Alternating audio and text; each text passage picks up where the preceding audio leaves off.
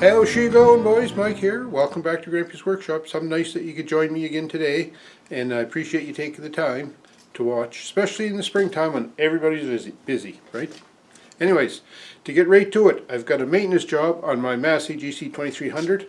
I took all the winter gear off it because hopefully winter's behind us, and I put the loader on today, but I want to service the loader before I really start to use it. So what we're going to do today is I'm going to show you the loader connected onto the tractor, and I'll show you the pivot points that I want to take apart especially, and grease those up a little bit to make sure that everything is good and clean. Wash the old grease out, put new grease in them. So let's go have a look at the loader.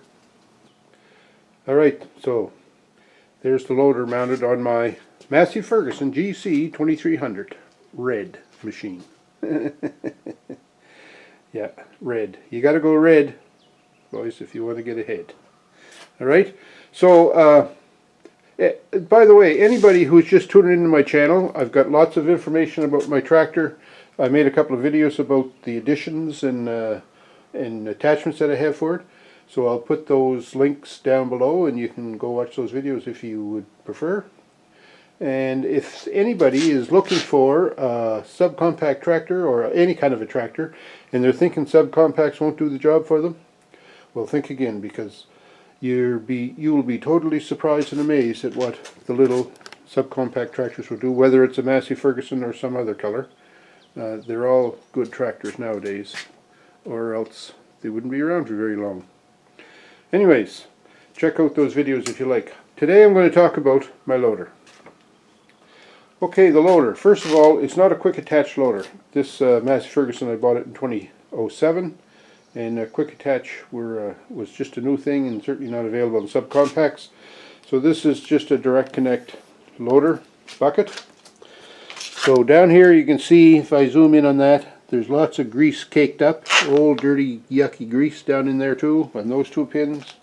On this pin up here for the front cylinder, tip curl cylinder, that's all greased up. The raise and lower cylinders, those connection pins are dirty and greasy. And the main pivot point here for the whole loader assembly, you can see in there there's, well, I like to keep it greased, but the grease is old and dirty, so it's the same on both sides. So what I'm going to do is I'm going to go through each one of those pins, try to take them out, see what I can do to come up with cleaning those pins and seeing if they're wore, see if they need to be replaced or whatever. So let's get at it. First thing we're going to do, I think, is we're going to try and take the pins out of this right hand side curl cylinder. Okay, I'm going to take the nut and bolt off here, and this is 11 mil.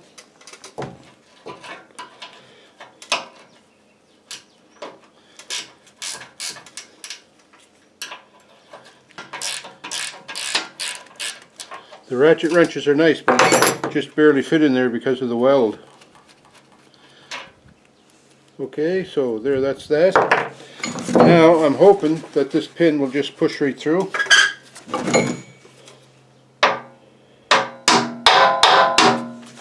Something like that.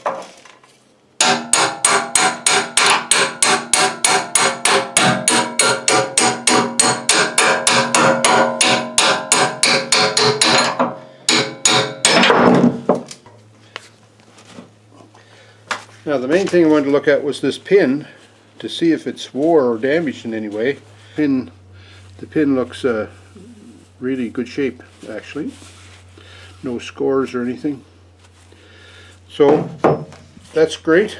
I'm going to try and block this up a little bit, and I'm going to take then the top pin out of this curled dump piston. And then I can remove that piston and just sort of set it to the side while I clean up the flanges and the housings here. So we're going to do the same thing here. Remove this keeper nut and bolt.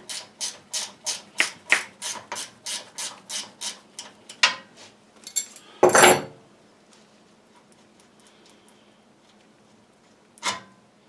apologize for the lighting, folks. It's not the best.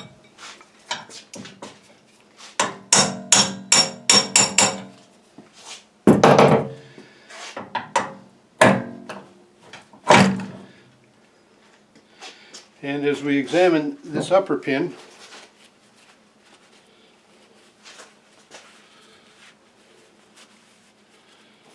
we see that it's in fairly decent shape too. Some rust here in the middle, and I'm kind of concerned about that, I thought. But anyways, I thought it was greasing better than it was perhaps. But when we take this piston out now, I'll be able to check that grease fitting to make sure that it's functioning well. Okay, this piston now, I should be able to get that out somehow.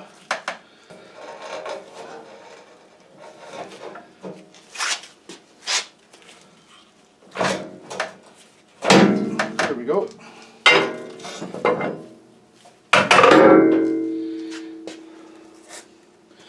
Okay, now all I have to do is clean these clevis points and check the passages, make sure it's good enough for grease, and then I can try to wrestle that back together. Alright, so I'm just going to try to peel this grease off and let it fall right here in the bucket, and then I'll clean it out of the bucket later.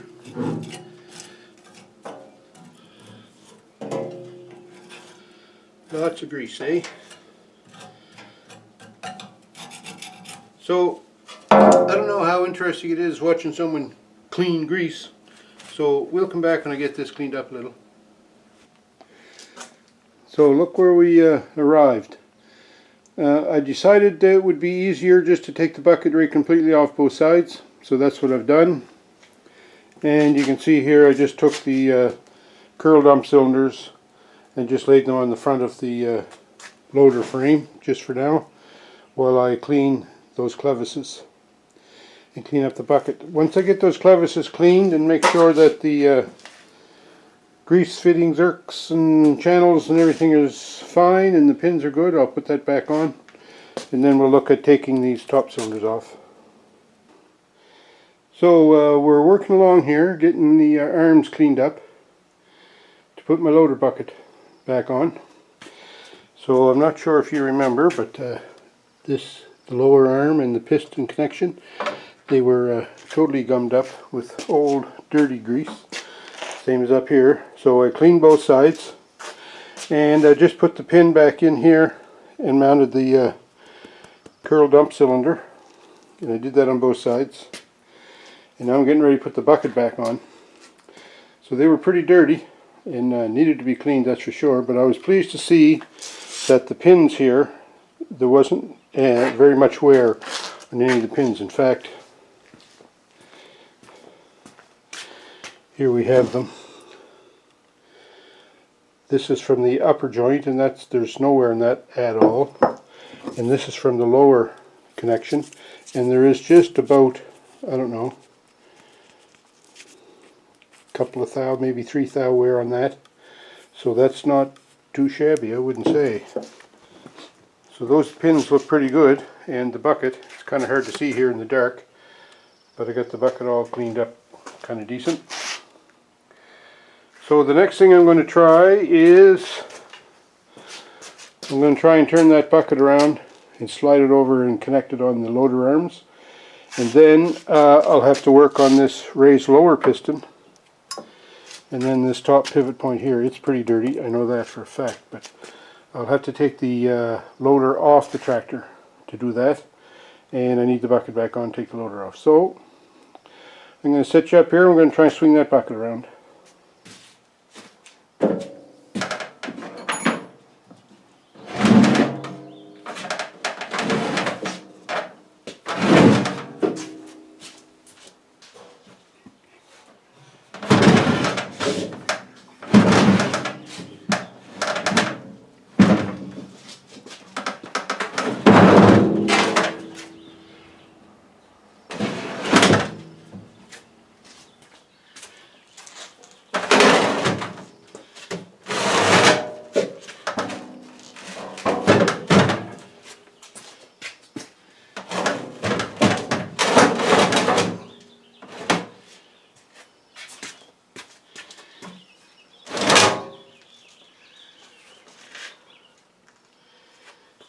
So now we're going to try and tip this bucket back and get this pin put in down here. And this is the pin for the lower arm, it's the one that's wore. Actually, you know what I'm going to do? I'm going to take the lower pin that's wore and I'm going to use it in the top, and I'm going to put the one that's not wore, put it in the bottom. Why not? Okay.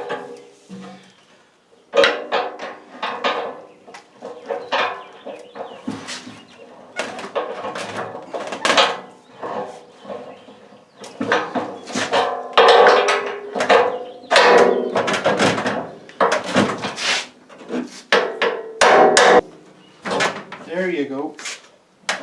Okay, now put the top arm in, but have to pull this out a little bit first. And that ain't going to come out. So I'm going to start the tractor, just push those arms out a little.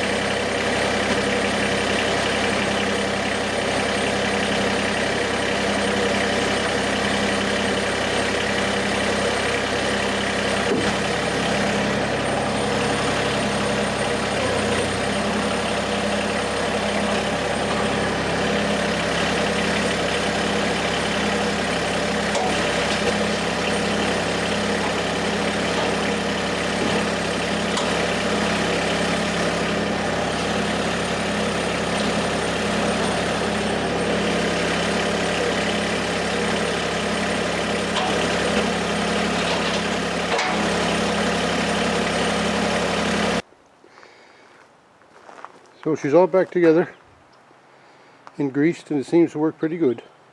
So the next step then is I'm going to take the loader off to get at the raise and lower piston pins and the main pivot pin back here.